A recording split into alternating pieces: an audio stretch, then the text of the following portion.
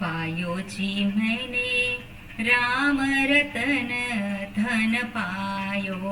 पायो जी मैंने राम रतन धन पायो। वस्तु अमोलिक दी मेरे सतगुरु। वस्तु अमोलिक दी मेरे सतगुरु। कृपा कर अपनायो। पायो जी मैंने राम रतन धन पायो।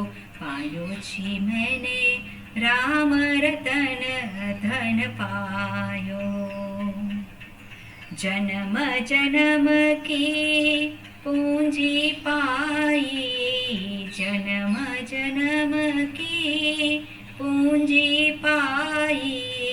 जग में सभी खोवायो। पायो जी मैंने राम रतन धन पायो। पायो जी मैंने राम रतन धन पायो। खर्च न खूटे वाको चोर न लूटे। खर्च न खूटे वाको चोर न लूटे। दिन दिन बढ़त सवायो। पायो जी मैंने दिन दिन बढ़त सवायो। पायो जी मैंने राम रतन धन पायो। सत की नाव खेवटिया सतगुरु। सत की नाव खेवटिया सतगुरु। भव सागर तर आयो। पायो जी मैंने राम रतन धन पायो। मीरा के प्रभु गिरिधर नागर। मीरा के प्रभु गिरिधर नागर। हरख जस गायो। पायो जी मैंने हरख जस गायो। पायो जी मैंने राम रतन धन पायो। पायो जी मैंने राम रतन धन पायो। ओम हरि ओम श्री गुरुभ्यो नमः। हरि ओम। ओम सहनाववतु सहनौ भुनक्तु सह वीर्यं करवावहै। तेजस्विनावधीतमस्तु मा विद्विषावहै। ओम शांति शांति शांतिः। शङ्करं शङ्कराचार्यं केशवं बादरायणं सूत्रभाष्यकृतौ वन्दे भगवन्तौ पुनः पुनः। ईश्वरो गुरुरात्मेति मूर्तिभेदविभागिने व्योमवद्व्याप्तदेहाय दक्षिणामूर्तये नमः।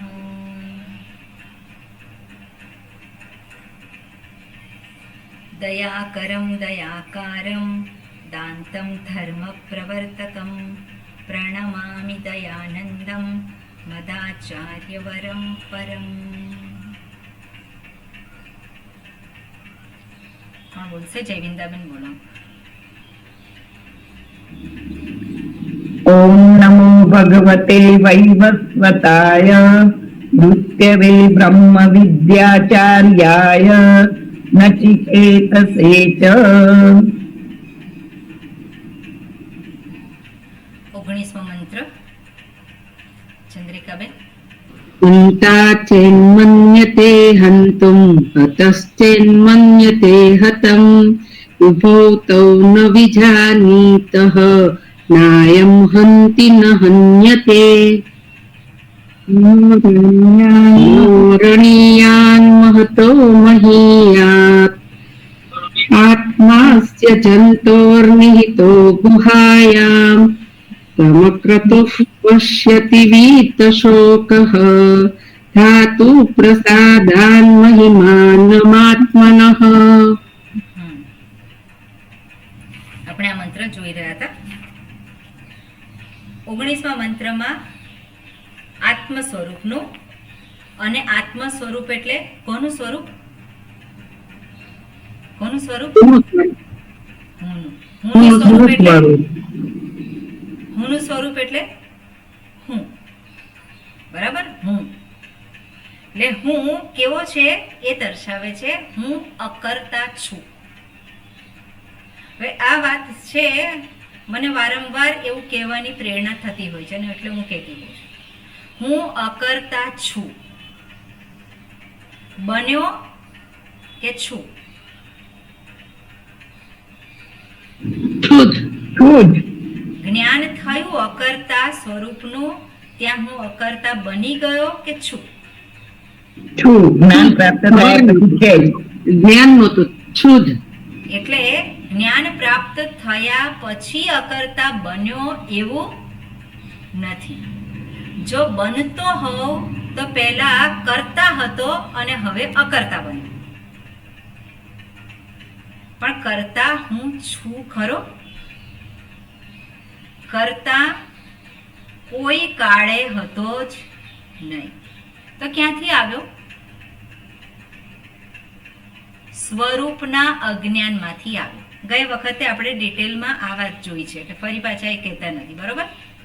એટલે સ્વરૂપ અજ્ઞાન જ એ પેલા કરતા હુંનું નિર્માણ કરે છે. કારણ કે જ્યાં હુંના સ્વરૂપનું ભાન નથી ત્યાં શરીર, ઇન્દ્રિય, મન, બુદ્ધિ હું થઈ ગયા છે. અને એ સાધન છે, પણ એ સાધન થકી થાય છે અને હું માની લઉં છું હું કરું છું. એટલે કરતા ત્યાં પ્રગટ થયો છે. પણ ખરેખર કરતા ક્યારેય પણ હતો જ નહીં. અને આ રીતે આત્મા એટલે કે હુંનું અકર્તા સ્વરૂપનું નિરૂપણ કર્યું. અને આગળ હવે એ જ આત્મ સંદર્ભમાં, હુંના સંદર્ભમાં કહે છે એ કેવું છે તો કે વિરોધાભાસી શબ્દોને આધારે દર્શાવવું પડે એને. અને કયા વિરોધાભાસી શબ્દો છે? અણોહો અણિયાન, મહતઃ મહિયાન. આગળ પણ દર્શાવવાના છે. એટલે જે અણુ કરતા અણુ અને મોટા કરતા મોટું, સૂક્ષ્મ કરતા સૂક્ષ્મ, અને જે કંઈ હું જોઈ શકું, એટલે આપણે કહીએ ને માઇક્રો અને મેક્રો. માઇક્રો એટલે કેવું છે? સૂક્ષ્મદર્શક યંત્ર વડે જોવું પડે. અને મેક્રો એને જોવા માટે પણ યંત્ર જોવું પડે. દૂરદર્શન, દૂરનું જોવું હોય તો પણ શું કરવું પડે? એને પણ લેવું પડે. એટલે એ આપણે કહીએ ટેલિગ્રાફ કે જે કંઈ છે સાધનો જે છે, એટલે એ દૂરનું દર્શાવે. એટલે આ રીતે આપણે છે કે આપણી દ્રષ્ટિ જે છે જોઈ શકે છે. કેટલું જોઈ શકે છે? બહુ મર્યાદિત જોઈ શકે છે. પણ આપણે સાધનોની સહાયથી પણ જેને જોઈ શકીએ એનાથી પણ નાનું અથવા તો મોટું. એનો અર્થ છે કે મારી બુદ્ધિનો વિષય નથી. એટલે હું એ મારી બુદ્ધિનો વિષય છું કે નહીં? હુંને જાણવું, હુંને પામવું એ મારી બુદ્ધિનો વિષય છે કે નથી? નથી. બુદ્ધિથી હુંને જાણી શકું નહીં. એટલે એને માટેનું પ્રમાણ કયું છે? શાસ્ત્રના શબ્દો પ્રમાણ છે. બરાબર ને? પણ બુદ્ધિને બાજુ પર રાખીને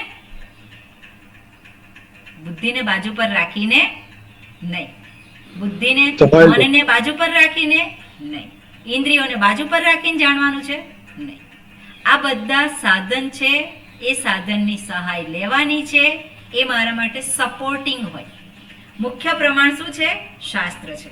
અને આ બધાનો સપોર્ટ હોય. અને એટલા માટે કહ્યું છે કે ધાતુ પ્રસાદાન. શાસ્ત્ર એ પ્રમાણ છે. શાસ્ત્રના શબ્દો અત્યારે આપણી સામે છે કે નહીં? શાસ્ત્રના શબ્દો આપણી સામે છે. અને હું દૂર છે, જેને જાણવાનું છે એ દૂર નથી. તો જ્ઞાન શાસ્ત્રના શબ્દો પ્રમાણ છે. અને શાસ્ત્રના શબ્દો આપણને એનું શ્રવણ થાય તો શ્રવણ કાળે જ અકર્તા સ્વરૂપનું ભાન થઈ જાય. પણ ન થાય. ક્યારે ન થાય? ધાતુનો પ્રસાદ ના હોય તો ના થાય. એટલે ધાતુ પ્રસાદાન જે છે એ પણ મહત્વનું છે. આપણું ચિત્ત ગઈ વખત આપણે જોયું કે ચિત્ત જે છે કેવું હોવું જોઈએ, અધિકારીત્વના ત્યાં લક્ષણ દર્શાવે છે. એનાથી યુક્ત એવો જે શું છે કે મારું વ્યક્તિત્વ અને શાસ્ત્રના શબ્દો અને ત્યાં જ્ઞાન મને થાય છે. એટલે આ રીતે અહીંયા દર્શાવે છે કે જે વસ્તુ કેવી છે, સૂક્ષ્મ કરતાં સૂક્ષ્મ અને મોટા કરતાં મોટી છે, જે મારી બુદ્ધિનો વિષય નથી બનતો અને છતાં પણ બુદ્ધિની સહાયથી જ હું એને જાણું છું, અંતઃકરણની સહાયથી જ હું એને જાણું છું. અને એ વસ્તુ અહીંયા દર્શાવી અને હવે ભાષ્યમાં જે છેલ્લું જે છે એ આપણે બાકી છે. અને એમાં શું છે, હું જ વાંચું છું માત્ર છેલ્લો પેરેગ્રાફ. તમ આત્માનમ દર્શન શ્રવણ મનન વિજ્ઞાનલિંગમ અક્રતુઃ અકામઃ દ્રષ્ટા દ્રષ્ટ બાહ્ય વિષય ઉપરત બુદ્ધિ ઇત્યર્થઃ. હવે આમાં જે વાત કરી છે તમ આત્માનમ, તમ એટલે શું, જેને જાણવાનું છે એ આત્માને કઈ રીતે જાણી શકાય, તો કે દર્શન શ્રવણ મનન વિજ્ઞાનલિંગૈ, આને દ્વારા એને જાણી શકાય છે. કોણ જાણી શકે છે? અક્રતુઃ. અક્રતુઃનો અર્થ શું થયો? અકામઃ. અકામઃનો અર્થ શું થયો? દ્રષ્ટા દૃષ્ટ બાહ્ય વિષય ઉપરત બુદ્ધિ. ક્લિયર? ગયા વખત આપણે આ જોયેલું જ છે કે જેની બુદ્ધિ આ બધા જે દ્રષ્ટ અને અદ્રષ્ટ, દ્રષ્ટ એટલે શું છે કે આ બધા જે કંઈ જગતમાં જે કંઈ આપણને જે ભોગ દેખાય છે એ દ્રષ્ટ, અને અદ્રષ્ટ એટલે શું છે, જે આ લોકના નહીં પણ પરલોકના. અથવા તો દ્રષ્ટા દ્રષ્ટ એને પણ કહી શકાય. દ્રષ્ટ એટલે મારે ઇન્દ્રિય પ્રત્યક્ષ છે અને અદ્રષ્ટ એટલે ઇન્દ્રિય પ્રત્યક્ષ નથી પણ જેના વિશે મેં જાણ્યું છે એને અદ્રષ્ટ. એક પ્રત્યક્ષ, બીજું પરોક્ષ. અમેરિકા કોઈ જઈને આવ્યું હોય અને વર્ણન કરે તો એ મારા માટે પ્રત્યક્ષ થાય કે પરોક્ષ કહેવાય? કોઈ આવીને વર્ણન કરે એ કેવું છે? પરોક્ષ છે. પણ જે પેલો ત્યાં રહેતો હોય એના માટે કેવું છે? પ્રત્યક્ષ છે. બરાબર ને? ત્યાં ગયેલો છે, જોયેલો છે, એના માટે પ્રત્યક્ષ છે. પણ અહીંયા જે છે એને, એટલે દૃષ્ટ અને અદૃષ્ટ એ શબ્દનો અર્થ એવો પણ થઈ શકે જોયેલું અને જાણેલું. હવે સ્વર્ગમાં કોણ ગયેલું છે આપણામાંથી? સ્વર્ગમાં કોણ ગયું છે? નરકમાં કોણ ગયું છે? એટલે એટલા માટે આપણે શાસ્ત્ર કહે છે અને આપણે માનીએ છીએ એ આપણા માટે પ્રત્યક્ષ નથી. એટલે જે પરોક્ષ છે એ કેવું છે? એને હું એ બધા જે છે ને નિત્ય પરોક્ષ કહેવાય. જે છે શાસ્ત્ર જે વાત કરે છે પરોક્ષ, બધા 14 લોકની વાત કરે છે, એ મારા માટે કેવા છે? નિત્ય પરોક્ષ. પણ અમેરિકા હોય તે નિત્ય પરોક્ષ એવું કહી શકાય? એને નિત્ય પરોક્ષ ના કહેવાય. કોઈક વાનગી નવી બનાવી અને પછી એને ખાધી અને એની વાત કરી બીજા કોઈને, તે નિત્ય પરોક્ષ કહી શકાય? એને ના કહી શકાય. એટલે આ લોકમાં જે છે એ પરોક્ષ હોય એ પ્રત્યક્ષ પણ થઈ શકે. પણ જે પરલોકનું જે છે જેની વાત શાસ્ત્ર કરે છે એ કેવા છે? બધા જ વિષયો નિત્ય પરોક્ષ છે. એટલે એને કહેવાય જોયેલું અને જાણેલું એના વિશેના જે કંઈ ઈચ્છાઓ છે, જે કંઈ કામનાઓ છે એમાંથી જે મુક્ત થયેલ છે. દ્રષ્ટાદૃશ્ય બાહ્ય વિષય ઉપરત બુદ્ધિ, જેની બુદ્ધિ હવે એની અંદર પ્રવૃત્ત થતી નથી. એટલે ઉપરત બુદ્ધિ ઇત્યર્થઃ એવું આ પ્રમાણે કહેલું છે. યદા ચ એવં તદા મન આદિની કરણાની ધાતવઃ શરીરસ્ય ધારણાત પ્રસિદ્ધંતિ ઇતિ એષામ ધાતુનામ પ્રસાદાત. ધાતુ પ્રસાદાત કહ્યું છે અહીંયા. તો ધાતુ પ્રસાદાત એટલે શું છે? યદા ચ એવં તદા મન આદિની, જ્યારે, યદા અને તદા એટલે જ્યારે મન વગેરે, મન ઇન્દ્રિય શરીર બધું જ જે છે કેવું છે? કરણાની ધાતવ. આ બધા કોણ છે? કર્ણ છે. અને ધાતવઃ એ બધી શું છે? ધાતુ. ધાતવઃ એટલે એ બધી ધાતુઓ. અને શરીરસ્ય ધારણાત ધાતુ, શરીરને ધારણ કરવાને કારણે એને કહ્યું છે ધાતુ. એટલે અંતઃકરણ, ઇન્દ્રિયો આ બધું જ ક્યાં છે?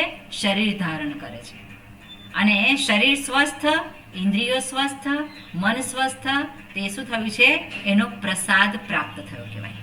અને એ પ્રસાદ પ્રાપ્ત થયો ધાતુ નામ પ્રસાદાત આત્મનઃ મહિમાનમ.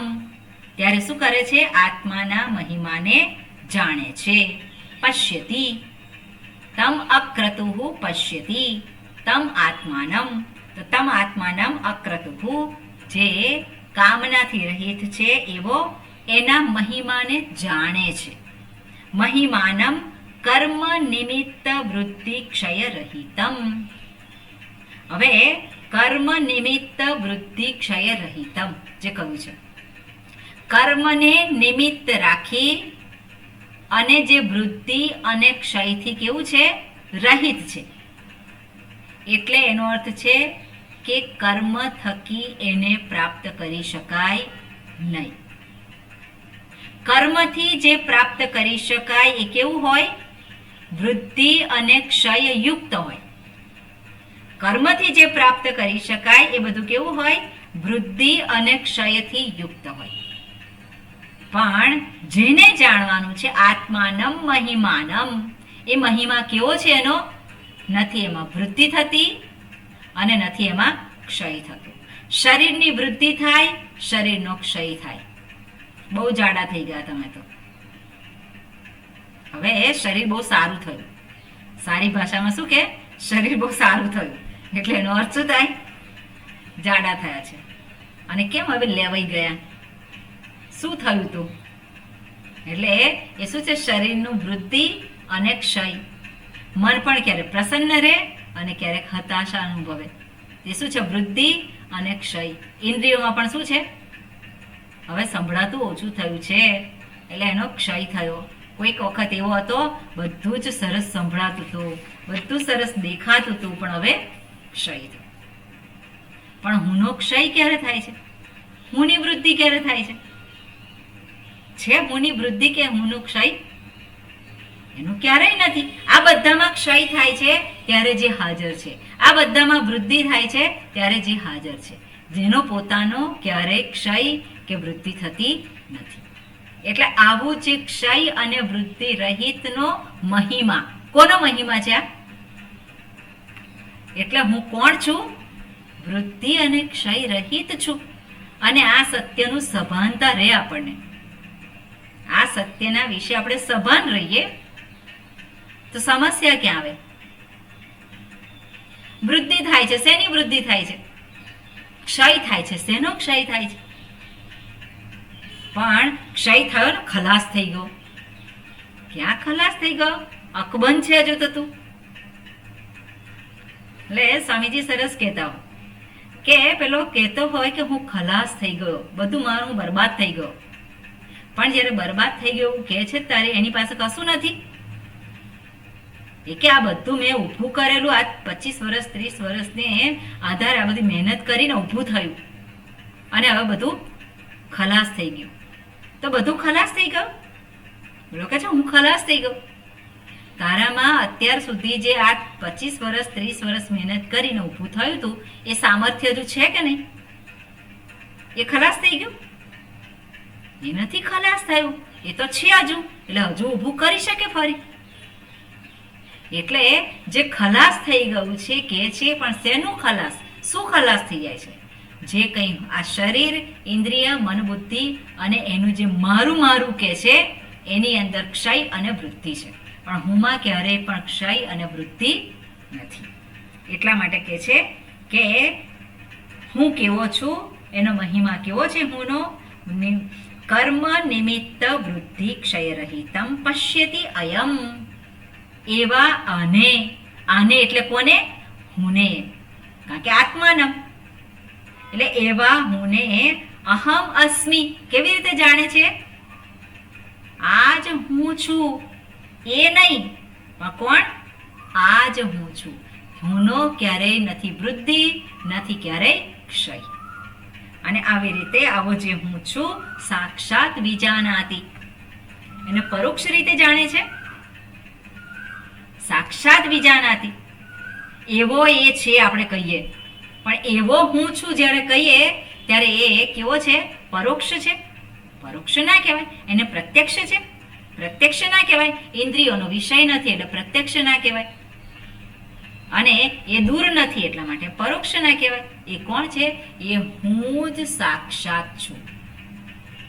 જેને સાક્ષાત્કાર કહીએ, એટલે સાક્ષાત્કાર એટલે શું? સાક્ષાત્કાર થવો એટલે શું? કઈ ઘટના ઘટે છે? કઈ ઘટના નથી ઘટતી. ઘટના ઘટી, કઈ ઘટી? જે હું છું એને જ મેં ધારણ કર્યું. એને શું થયું? એને શું કહેવાય? સાક્ષાત્કાર. સાક્ષાત્કૃતઃ યેન સહ, એને કોણ કહે? સાક્ષાત્કૃતઃ. સ્વામીજી છે, સાક્ષાત્કૃતાનંદજી, કઈ નામ આપ્યું છે પૂજ્ય સ્વામીજીએ. તો સાક્ષાત્કૃતાનંદજી એટલે શું છે? સાક્ષાત જેણે કરી લીધેલું છે, સાક્ષાત્કાર. સાક્ષાત્કૃતઃ, શેનો સાક્ષાત? શેને સાક્ષાત કરેલું છે? જે હું છું એને સાક્ષાત કરેલું છે. એટલે એ જે કૃતકૃત્ય કહીએ છીએ આપણે, તો કૃતકૃત્ય શબ્દનો અર્થ પણ એ જ થાય. કૃત્યમ કૃતઃ યેન સહ. કૃત્યમ એટલે શું છે? કરવા યોગ્ય છે, જે પામવા યોગ્ય છે, જે જાણવા યોગ્ય છે. એ કૃત્યમ કૃતઃ એ શું છે? હવે કરી લીધેલું છે. આપણે કૃતઃ, તો કૃતઃમાં કયો પ્રત્યય આવે? કૃતઃ આપણે કહીએ તો કયો પ્રત્યય આવે? તો ત પ્રત્યય પ્રત્યય આવે. અને ત પ્રત્યય ભૂતકાળના અર્થમાં છે. કૃત્યમ એટલે જે કરવા યોગ્ય છે અને એ એને કરી લીધેલું છે, એને શું કહેવાય? કૃતકૃત્ય. અને સાક્ષાત્કૃતઃ જે હું જ આ છું, જે દર્શાવે છે શાસ્ત્ર. અણોહો અણુયાન મહતઃ મહિયાન. એ મહિમા જે છે એનો, એ કોણ છે? હું પોતે જ છું. અને એને કહેવાય અહીંયા કે આ સાક્ષાત્કૃતઃ, સાક્ષાત વિજાનાતિ. અને એનું ફળ શું છે? તતઃ વીત શોકઃ ભવતિ. તતઃ એટલે પછી. તતઃ પછી. હવે તતઃ શબ્દ કેવી રીતે બન્યો છે? તદને તસિલ પ્રત્યય લાગીને. તતને તસિલ પ્રત્યય લાગ્યો. તતઃ. તતઃ એટલે માટે પણ થાય, તતઃ એટલે પછી પણ થાય. અહીંયા શું થાય? જાણ્યું અને પછી. હવે જાણ્યું અને પછી કેટલી વારમાં? વીત શોકઃ ભવતિ. એનો શોક જતો રહ્યો, એનું દુઃખ જતું રહ્યું. કેટલી વારમાં જાણ્યા પછી? કેટલી સેકન્ડો, કેટલી મિનિટો? એમાં સમય છે? જાણ્યા પછી આપણે કહીએ છીએ કે જાણ્યા પછી એનું બધું દુઃખ જતું રહ્યું. તો જાણ્યા પછી એટલે ક્યારે? બરોબર ને? જાણ્યા પછી એટલે શું છે? હવે શું જાણવાનું છે? અહીંયા આપણે કોઈ ઘટના, જગતની ઘટના છે એની વાત નથી કરી. આ જે ઘટના છે તો કોની છે? કઈ ઘટના છે આ? હુંના વિશે નક્કી કરવાની ઘટના છે. હું કોણ? હુંને સંબંધિત કોઈ ઘટના નથી. હુંના સંદર્ભમાં જ ઘટના છે. અને એ ઘટના ઘટિત થઈ એટલે શું થયું છે? જાણ્યું છે, ઓળખ્યો છે પોતાને કે હું કેવો છું? આનંદી છું, આનંદ સ્વરૂપ છું, સુખ સ્વરૂપ છું. હવે સુખ સ્વરૂપને હું છું. ક્યારે છું? નહોતો જાણતી ત્યારે નહોતો, અને જાણ્યું એટલે છું. એવું છે? સુખ તો હું મારું સ્વરૂપ છે, તો જાણતો નહોતો ત્યારે જ હતો, અને અત્યારે જાણ્યું. જાણ્યું એટલે શું ફેર પડ્યો? સ્વરૂપમાં શું ફેર પડ્યો? હુંને પડ્યો. આપણે કહીએ હુંને પડ્યો કે નહીં? જાણ્યું એટલે હુંને પડ્યો કે નહીં ફેર? હુંને તો પડ્યો એટલા માટે. પણ જાણવું અને ફળ પ્રાપ્ત થવું એમાં ફેર શું છે? હું સુખ સ્વરૂપ છું એ જાણ્યું. આ ફળ જે પ્રાપ્ત થયું, ક્યારે ફળ પ્રાપ્ત થયું? જાણ્યું એ જ ફળ. પછી આપણે કહીએ છીએ પછી એવું કંઈ છે નહીં. અને આ વસ્તુને દર્શાવતા આપણે જોઈએ ઉદાહરણ. તો સર્જન અને વિસર્જન એને આધારે પણ જોઈ શકીએ. આપણે કહીએ છીએ વિસર્જન થયું અને પછી નવસર્જન, એટલા માટે કહેતા ને વિસર્જન એ નવસર્જનનું પ્રતીક છે. પહેલા વિસર્જન થયું અને પછી નવું સર્જન થયું. એટલે ભૂકંપ આવ્યો હોય અને બધું શું થાય? બધું જ વિસર્જન થાય અને પછી ત્યાં પછી નવસર્જન થાય. આપણે એને એવી રીતે જોતા હોઈએ છીએ. પણ બારીકાઈથી જ્યારે જોવામાં આવે ત્યારે સર્જન અને વિસર્જન એ બે દ્રષ્ટિકોણ કહેવાય છે. સર્જન અને વિસર્જન એ બે દ્રષ્ટિકોણ થઈ જાય. દાખલા તરીકે આપણે જોઈએ કે ઘડો અને ઠીકરા. ઘડાનો નાશ કર્યો, લાકડીથી માર્યું, એનો નાશ થયો અને ઠીકરાનું સર્જન થયું. ઘડાનો નાશ થયો અને ઠીકરાનું સર્જન થયું. ઘડાના નાશ પછી કેટલી ક્ષણો પછી, કેટલી મિનિટો પછી ઠીકરાનું સર્જન થયું?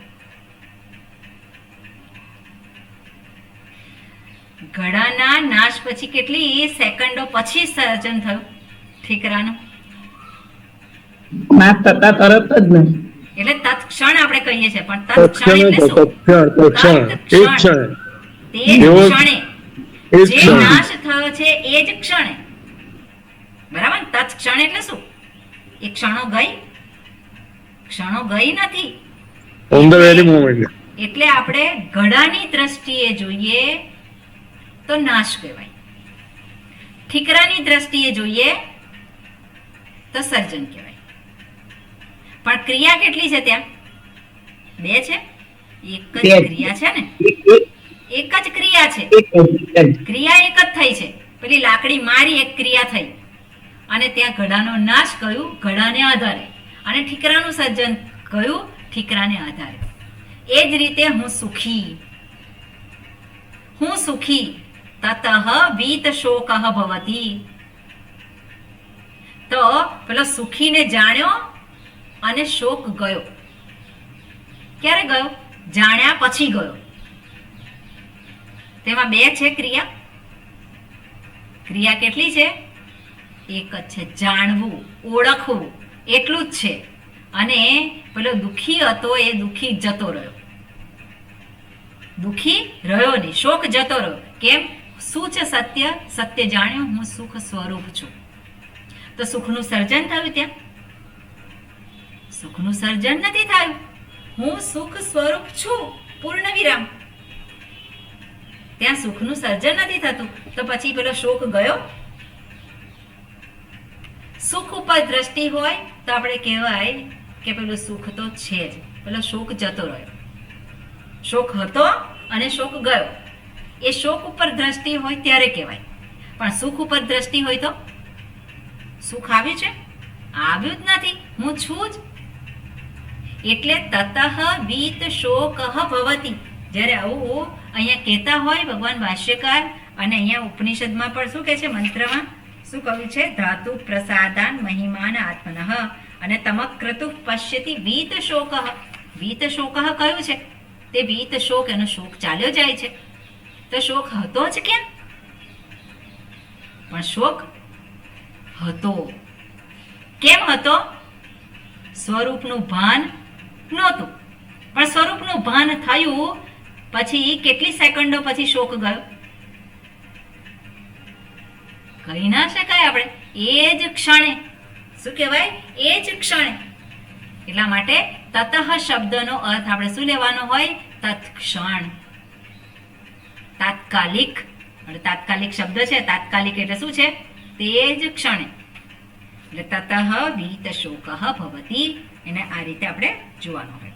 ઓકે, આની અંદર જે ગ્રામરમાં, વ્યાકરણમાં જે શબ્દો બાકી હતા એમાં આજે જે છેલ્લું આત્મનઃ મહિમાનમ કર્મ નિમિત્ત વૃદ્ધિ ક્ષય રહિતમ, આ સમાસ છે. બરોબર? કર્મ નિમિત્ત વૃદ્ધિ ક્ષય રહિતમ. એટલે એનો અર્થ શું થાય છે? કર્મના નિમિત્તથી થતા વૃદ્ધિ અને ક્ષયથી રહિત. કોણ છે એવો? આત્મા છે. આત્મા છે એટલે એ કોને દર્શાવે છે? આત્માને દર્શાવે છે. એટલે જ્યારે આ બધા જ શબ્દો, સમાસમાં રહેલા શબ્દો કોઈક બીજાને દર્શાવે ત્યારે કયો સમાસ કહેવાય? બહુવ્રીહી સમાસ કહેવાય. બરોબર? બહુવ્રીહી સમાસ. પણ જ્યારે અંદર જે પદો જે હોય, જે શબ્દો હોય, એમાં ઉત્તર પદ હોય અને પૂર્વ પદ હોય, એમાંથી કયું મહત્વનું છે એને આધારે સમાસ કહેવાય. પણ જ્યારે અન્ય પદ પ્રધાન હોય અને બીજાને માટે કંઈક વાત કરી હોય શબ્દોએ, તેને બહુવ્રીહી સમાસ કહેવાય. બરાબર? હવે અહીંયા શું છે? બહુવ્રીહી એટલે જેને માટે. જેને એટલે કર્મ નિમિત્ત વૃદ્ધિ ક્ષય રહિત એવું કોણ છે? આત્મા છે. એવો હું છું. હવે એનો વિગ્રહ કરવાનો હોય, આપણે ગુજરાતી કરીએ એનો. કર્મના નિમિત્તથી પ્રાપ્ત થતા વૃદ્ધિ અને ક્ષયથી જે મુક્ત છે તે, જે રહિત છે તે. હવે સંસ્કૃતમાં મૂકવાનું હોય તો કર્મ નિમિત્ત વૃદ્ધિ ક્ષયાત રહિત. વૃદ્ધિ ક્ષયથી જે રહિત છે. વૃદ્ધિ ક્ષયાત રહિત યસ્ય સહ યહ સહ એવો જે છે એને શું કહેવાય? એ અહીંયા બહુવ્રીહી સમાસ. ઓકે, હવે બહુવ્રીહી સમાસ, આમાં ઘણા બધા પદો છે, ઘણા બધા શબ્દો છે, તો અંદર અંદર પણ સમાસ ત્યાં છે. હવે અંદર અંદર સમાસ છે એટલે કયા સમાસ છે અંદર? તો કર્મના નિમિત્તથી આપણે કહીએ. કર્મના નિમિત્તથી. કર્મ નિમિત્તથી એટલે શું છે? કર્મના નિમિત્તથી. તો કર્મના નિમિત્તથી એટલે શું આવશે ત્યાં? કઈ વિભક્તિ આવશે? પંચમી તત્પુરુષ. પંચમી કર્મને કારણે કહી શકીએ આપણે કે તૃતીય વિભક્તિ થી થકી વડે. બરાબર? એટલે કર્મણા નિમિત્ત અથવા તો કર્માત નિમિત્ત. એ કયો તત્પુરુષ સમાસ થશે? પંચમી તત્પુરુષ અથવા તૃતીય તત્પુરુષ. અને કર્મ નિમિત્ત, કર્મના નિમિત્તથી પ્રાપ્ત થતા વૃત્તિ ક્ષય. આપણે શું કહીએ? કે આપણે ઉમેરવું પડે વાક્યમાં કંઈક આપણે એને કંઈક અંદર ઉમેરવું પડે તો પછી એનો અર્થ પ્રાપ્ત થાય. એટલે કર્મ નિમિત્તથી પ્રાપ્ત થતા વૃદ્ધિ ક્ષય. પ્રાપ્ત થતા એવું આપણે મૂકવો પડે બીજો શબ્દ, કર્મ નિમિત્તેન પ્રાપ્ત વૃદ્ધિ ક્ષય. તો એ જે પ્રાપ્ત શબ્દ મૂક્યો એને કહેવાય મધ્યમ પદ લોપ સમાસ. આપણે એક શબ્દ ઉમેરવો પડે અને તો એનો અર્થ પ્રાપ્ત થાય. મધ્યમ પદ લોપ સમાસ. અને મધ્યમ પદ લોપ સમાસ હોય એ હંમેશા કર્મધારય કહેવાય. એટલે કર્મધારય સમાસનો જ બીજો એક એનો પાર્ટ છે. એટલે કર્મ નિમિત્ત વૃદ્ધિ ક્ષય અને વૃદ્ધિ ક્ષયથી રહિત. એટલે એ કઈ વિભક્તિ આવશે? વૃદ્ધિ ક્ષયથી રહિત.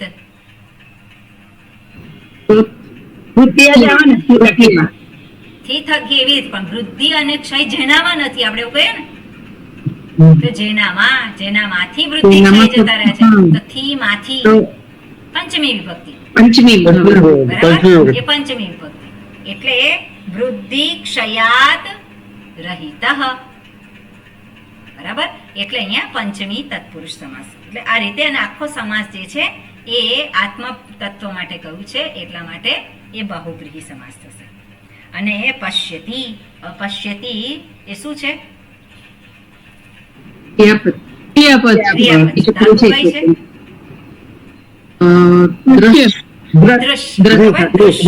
દૃશ્ય પશ્ય આદેશ થાય છે સાર્વધાતુક હોય ત્યારે.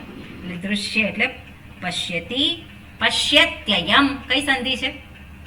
બે શબ્દ છે. કયા બે શબ્દ છે? ઈ અને અ. પશ્યતિ પશ્યતિ અયમ. પશ્યતિ.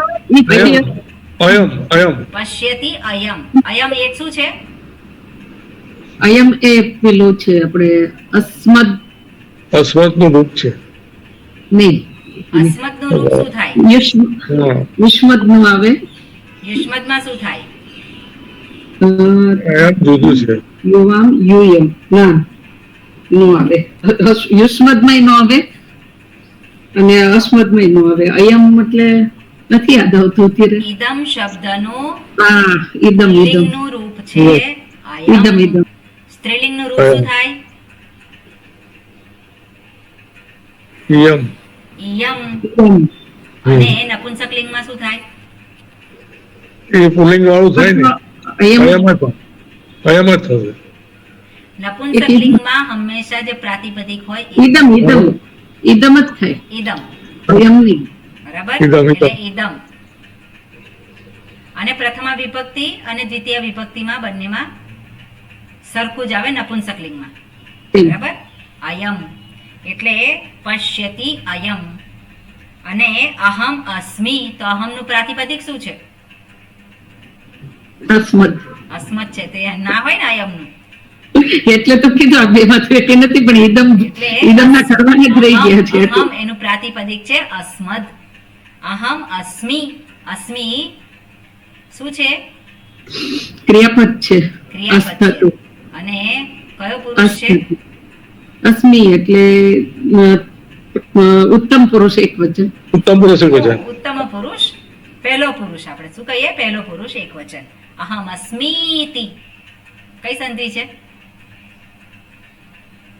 જયવિંદ્ર દીર્ઘ. અસ્મીતિ બે શબ્દો છે, કયા છે? અસ્મિ ઇતિ. અસ્મિ ઇતિ એટલે યન સંધિ થશે ને. કઈથી યણ સંધિમાં ય ગુણ થાય. સંધિ ગુણ સંધિ ગુણ સંધિમાં એ થાય. દીર્ઘ થાય. દીર્ઘ સંધિ. દીર્ઘ સંધિ. બરોબર? દીર્ઘ સંધિ. અસ્મીતિ સાક્ષાત વિજાનાતિ. તો સાક્ષાત વિજાનાતિ કઈ સંધિ છે ત્યાં?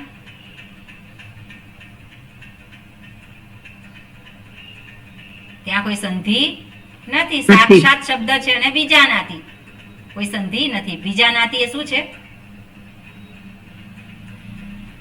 ક્રિયાપદ ક્રિયાપદ છે. છે. ક્રિયાપદ છે ને. ક્રિયાપદ છે. કયો પુરુષ છે? પેલો પુરુષ એક વચન. હા, પ્રથમ પુરુષ વચન. પ્રથમ પુરુષ બીજો પુરુષ એક વચન છે.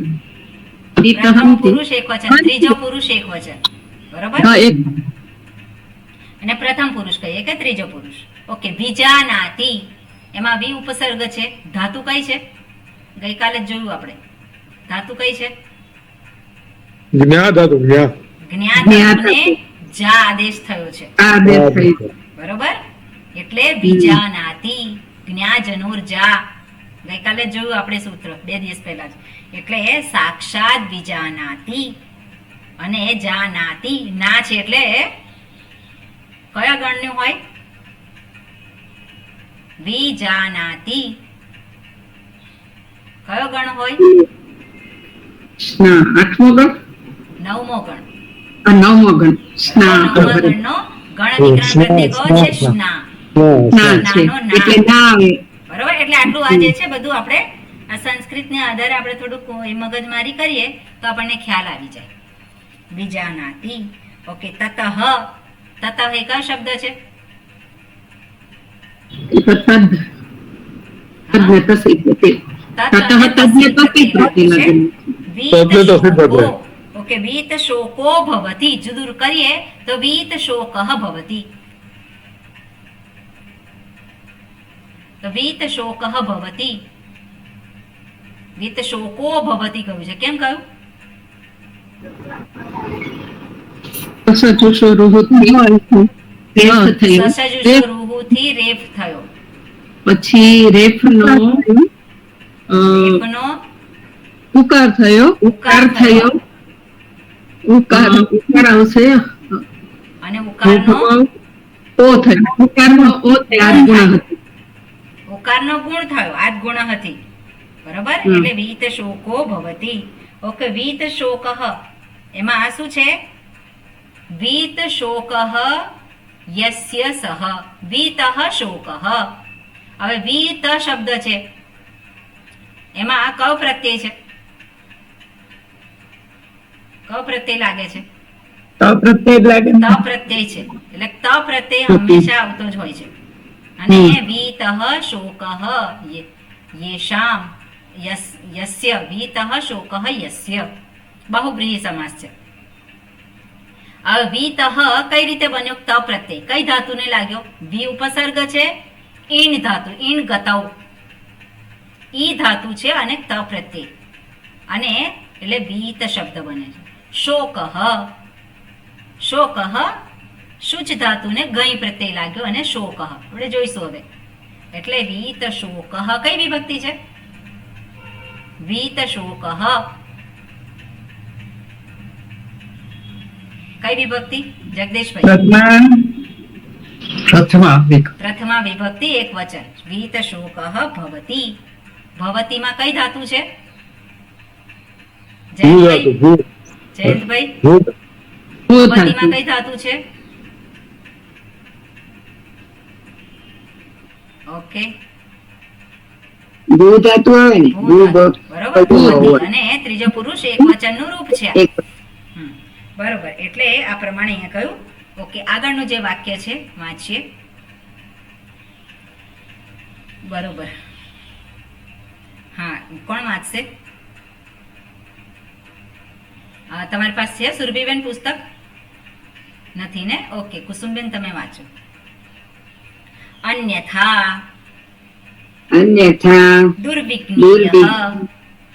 દુર્વિજ્ઞેયઃ અયમ આત્મા કામિભિઃ પ્રાકૃત પુરુષૈઃ યસ્માત. ઓકે હવે આગળના મંત્રની સાથેની સંગતિ છે. શું કહે છે? અન્યથા. અન્યથા અન્ય શબ્દને પ્રત્યય લાગ્યો છે. કયો પ્રત્યય લાગ્યો? થા પ્રત્યય, થાલ પ્રત્યય છે. કયા અર્થમાં છે?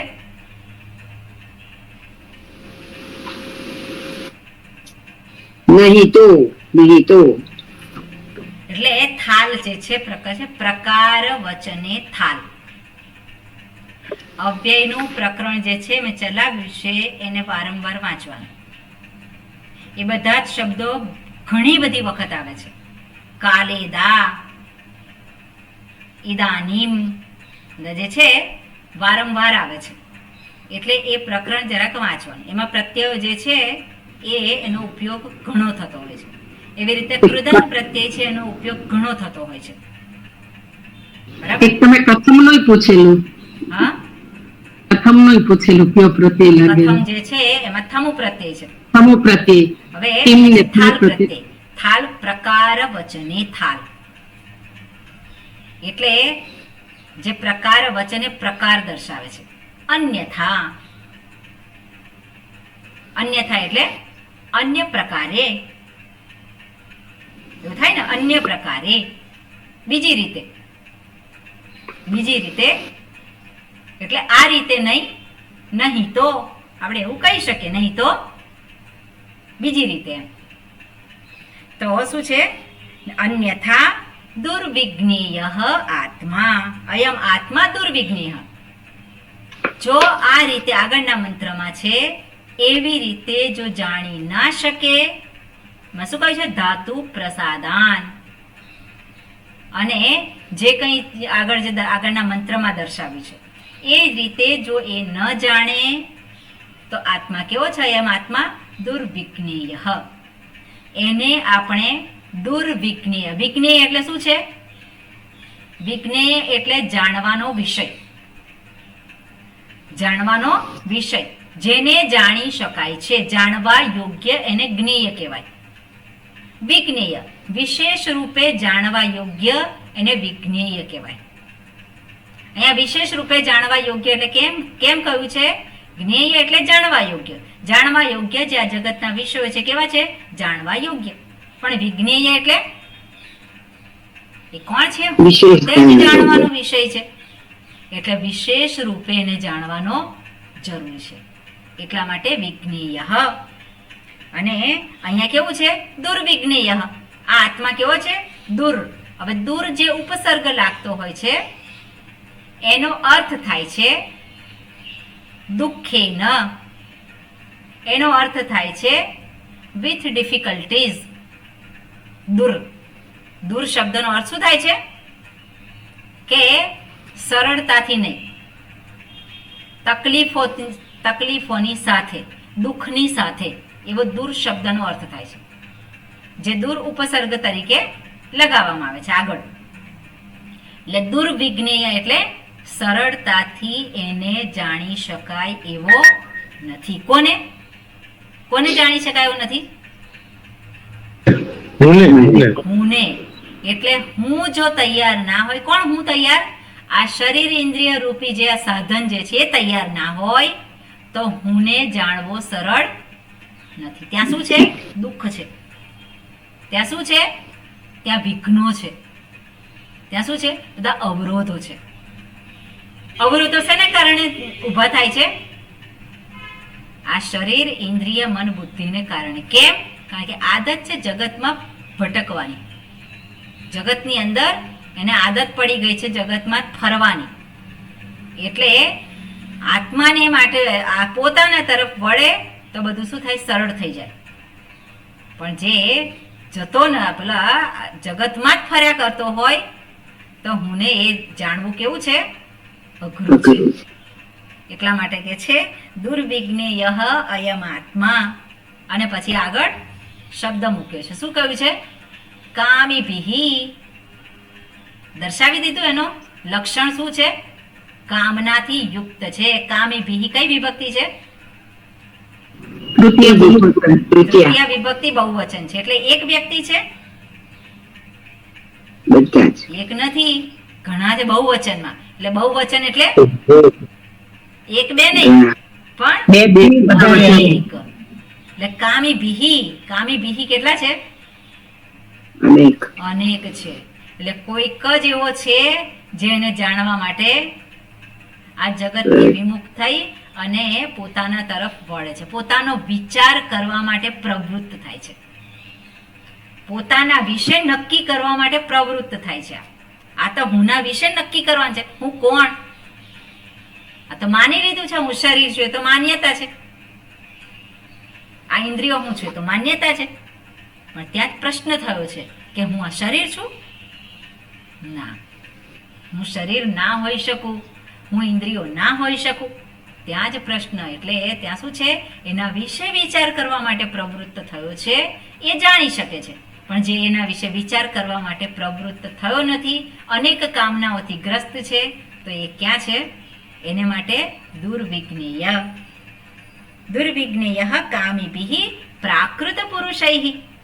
તો સરસ શબ્દો બધા ગોઠવેલા છે. પ્રાકૃત પુરુષૈઃ. પુરુષ શબ્દનો અર્થ શું થાય? વ્યક્તિ, મનુષ્ય. અને પ્રાકૃત, પ્રકૃતિમાંથી જન્મેલો કોણ કહેવાય? પ્રાકૃત. એટલે પ્રકૃતિમાંથી જન્મેલો પ્રાકૃત કહેવાય. જેવો જન્મ્યો છે એવો ને એવો જ રહ્યો, એને કોણ કહેવાય? પ્રાકૃત. જન્મ્યો ત્યારે જે સ્થિતિ હતી એવો જ રહ્યો. આ મનુષ્ય શરીર આપ્યું અને ભગવાને જે પ્રકૃતિમાંથી જન્મ્યું છે, એટલે શું છે? જે ઈશ્વરે એક ચોક્કસ એની રચના કરી છે જગતમાં, એના નિયમો છે, અને એને આધારે આ શરીર પ્રાપ્ત થયું છે, શરીરનું સર્જન થયું છે. પણ શરીરનું સર્જન થયું એવું ને એવું જ રહે છે? એવું નથી રહેતું. એની વૃદ્ધિ થાય છે, પણ એની શરીરની વૃદ્ધિ ઓટોમેટિક થાય છે. પણ એમાં જે અંતઃકરણ છે, મન છે, બુદ્ધિ છે, એનો વિકાસ એમને થઈ જાય? એમને ના થાય. એને માટે શું છે? ભણવા જવું પડે. એટલા માટે સ્કૂલમાં મોકલે. સ્કૂલમાં કેમ મોકલે છે? જેથી કરી અને આ મનનો વિકાસ થાય, બુદ્ધિનો વિકાસ થાય. પણ પેલો કે મારે ભણવું નથી, મારે કંઈ કરવું નથી, તો એ કેવો રહેવાનો છે? પ્રાકૃત. જે પ્રાકૃત હોય, મારે તો વિચાર કરવામાં હું થાકી જાઉં છું, મને ગમતું નથી આવું બધું. આ જ્ઞાન માર્ગ તો કેવો છે? અઘરો અઘરો છે. છે. તો એ શું કહેવાય? પ્રાકૃત કહેવાય. એટલે પ્રાકૃત પુરુષૈહી જે વિચાર કરવા માટે કંજૂસાઈ કરે છે, વિચાર કરવાનો કંટાળો આવે છે. કોના વિશે? પોતાના વિશે. પોતાના વિશે કોના નક્કી વિશે? કરવા હું કોણ છું, અને એના વિશે આળસ આવે, એના વિશે એને ઊંઘ આવવા માંડે. એ કોણ છે? એ પ્રાકૃત પુરુષૈહી દુર્વિજ્ઞેયઃ અયમ આત્મા યસ્માત. યસ્માત, હવે યસ્માત શબ્દ છે કેવી રીતે બન્યો છે? યસ્માત કઈ વિભક્તિ છે? પંચમી. અને પંચમી. કયો છે પ્રાતિપદિક? અમને જો આયમ આવ્યું ઇદમનું ને, ઇદમનું થાય ના, યુસ્મત. યુષ્મત નું થશે, યુષ્મત. યુસ્મત યુસ્મત. યુષ્મત જે છે એનો તો શું થાય?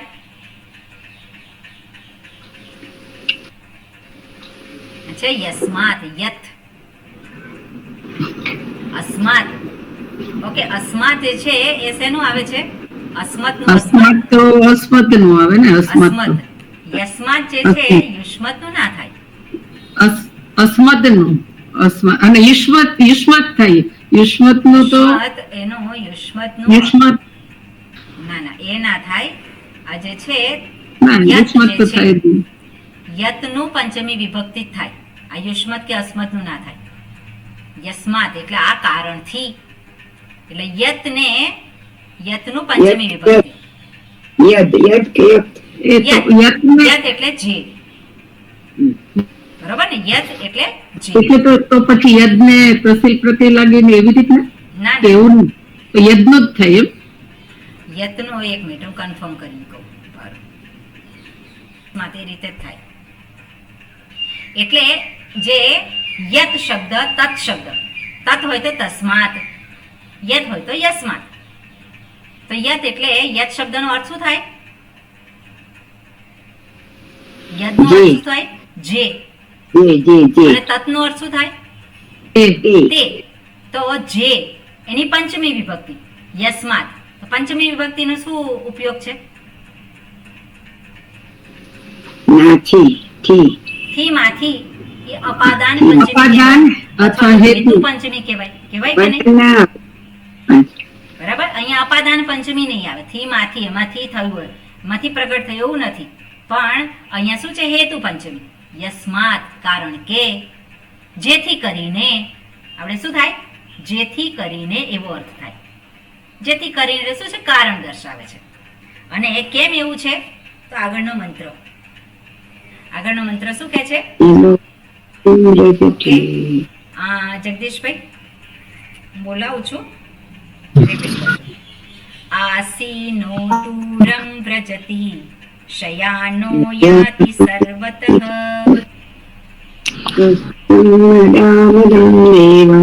ના ના, સરસ. જગદીશભાઈ બોલે. આસીનો દૂરમ રજતિ શયાનો યાતિ સર્વતઃ કસ્તમ મદામદં દેવમ. તત્તમ મદાનંદમ દેવ. જે લખ્યું છે એ વાંચવાનું. કસ્તમ મદામદમ દેવમ. તત્તમ મદાદમ મદમ દેવ. આવું કેમ? આટલું સિમ્પલ વાંચવાનું છે તો કેમ નથી વાંચી શકાતું? જે લખ્યું છે એ જ એક એક અક્ષર ઉપર ધ્યાન હોય. કસ્તમ મદામદમ દેવમ. કસ્તમ મદામદમ દેવમ. મદન્યો જ્ઞાતુ મર્હતિ. મદન્યો જ્ઞાતુમર્હતિ. ગુડ. ઓકે. હા, માં શું કહે છે? આસીનઃ દૂરમ વ્રજતિ. આ કેવો છે આત્મા? આસીનઃ દૂરમ વ્રજતિ. બેઠો બેઠો દૂર જતો રહે છે. અને શયાનો યાતિ સર્વતઃ. શયાન એટલે સૂતો સૂતો બધે જ ફરે છે. સર્વતઃ એટલે હું કેવો છું? તો કે બેઠો બેઠો બધે જાય છે, એટલે દૂરમ વ્રજે, દૂર જતો રહે છે. અને શયાનઃ યાતિ સર્વતઃ, સૂતો સૂતો એ બધે જ આંટો મારી આવે છે. અને આવો જે છે કસ્તમ કહતમ. એવો આ જે આત્મા છે કહતમ મદામદમ, જે મદ અને અમદ એમાં જે ઘેરાયેલો છે. મદ એટલે સુખ, અમદ એટલે દુઃખ, જે સુખ દુઃખમાં ઝોલા ખાયા કરે છે. એ આજે દેવ, દેવ એટલે કોણ છે? આત્મદેવ. એને કેવી રીતે જાણી શકે? જ્ઞાતુમ અર્હતિ કસ્તમ, કેવી રીતે એને? કહતમ, કોણ એવો છે એને જાણી શકે? એટલે આ જે આત્મા કેવો છે?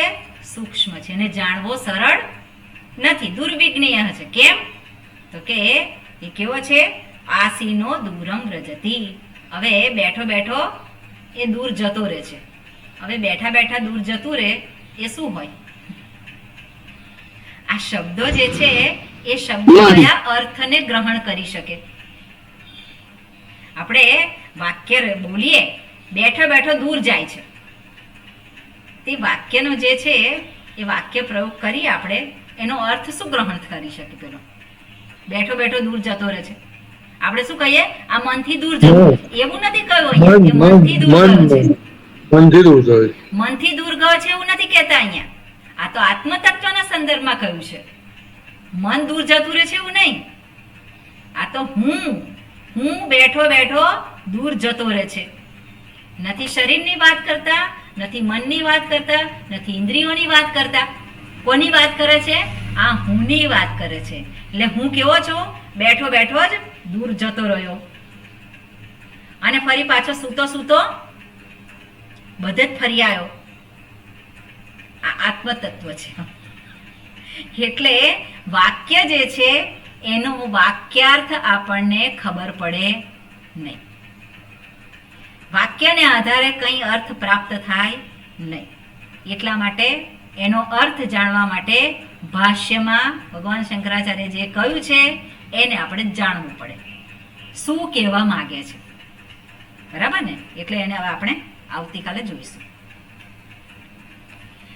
ઓમ પૂર્ણમદઃ પૂર્ણમિદં પૂર્ણાત પૂર્ણમુદચ્યતે પૂર્ણસ્ય પૂર્ણમાદાય પૂર્ણમેવાવશિષ્યતે. ઓમ શાંતિ શાંતિ શાંતિ. હરિ ઓમ શ્રી ગુરુભ્યો નમઃ. હરિ ઓમ. જ્યારે મેં પહેલી વખત સાંભળ્યું ત્યારે મને બધું આશ્ચર્ય જ થતું હોય કે આ બધું કેવું છે કંઈક. મગજ ગમ ગમ ગમ થઈ જાય છે. એટલે આ જે શાસ્ત્રના શબ્દો હોય, ઉપનિષદમાં વાત કરી હોય આત્મતત્વની, અને કંઈ સમજાય નહીં. પછી શરૂઆતમાં તો શું થાય કે આ બધું શું છે, પણ કેવું લાગે? આહલાદક લાગે.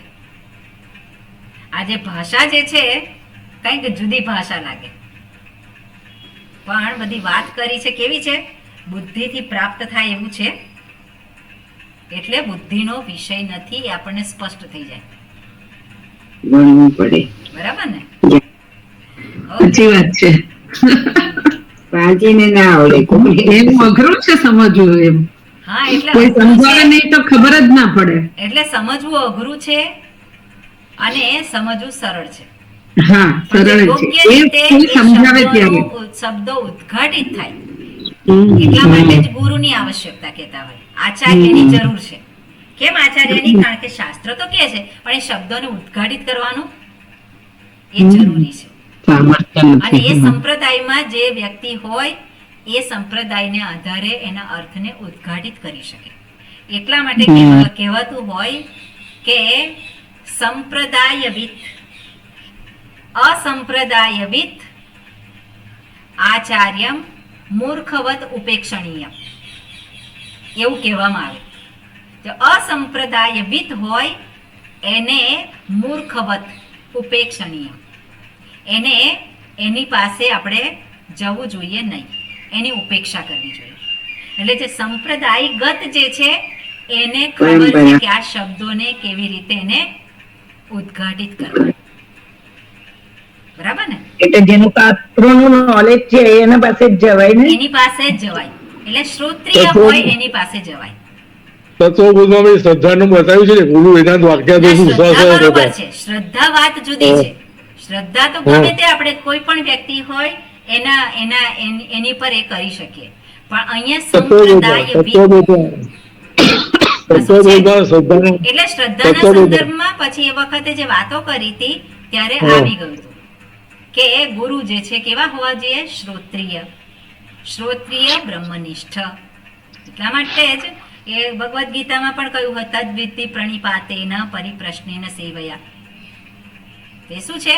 એક આ એ છે ટ્રેડિશન. એટલે ટ્રેડિશનને આધારે જ આ વસ્તુઓ જે છે શબ્દો, એ શબ્દોના અર્થને આપણે જાણી શકીએ. બરાબર ને? એટલા માટે અને જરૂર. જેટલા તમે અંદરથી તર્ક વિતર્ક ઓછા કરો એટલું તમને પ્રાપ્ત જલ્દી થાય છે, એ મેં જોયું. હા, પણ તર્ક વિતર્કો ઓછા એટલે શ્રદ્ધા કહેવાય, પણ બુદ્ધિને બાજુ પણ નથી રાખવાની. ના, બુદ્ધિને બાજુ નહીં, પણ એટલે તમે અંદર બુદ્ધિની પોતાની સહાય તો જાતે લેવાની જ જુઓ છે. આમ. હા, એટલા હા. માટે શાસ્ત્ર જે વાતો કરે છે એ તર્કની સહાયથી પ્રાપ્ત થાય છે આપણને. એમાં જે વાતો કરે છે એ તર્કથી વિરુદ્ધની નથી, પણ છતાં તર્કથી જ પ્રાપ્ત થાય એવું પણ નથી. નથી. આજે અત્યારે જે મંત્ર છે અત્યારે બધા એ બુદ્ધિનો વિષય છે તર્ક કરવું, પણ એ તર્કથી પ્રાપ્ત થાય? એ દ્રષ્ટિ તર્કથી બુદ્ધિથી પ્રાપ્ત ના થાય, પણ એ તર્કથી વિરુદ્ધ છે. તર્કથી બુદ્ધિથી વિરુદ્ધની વાતે નથી કરતા. એટલે બુદ્ધિની સહાય લેવાની છે, પણ જે વસ્તુને ઓળખી લેવાની છે. શબ્દોને નથી પકડવાના, પણ શબ્દોને આધારે જેને દર્શાવે છે એને પકડી લેવાનું છે. એટલે બુદ્ધિ તો કોને પકડે? જે શબ્દને આધારે પકડાય. શબ્દને જે અર્થ હોય, શબ્દનો અર્થ બુદ્ધિ પકડે.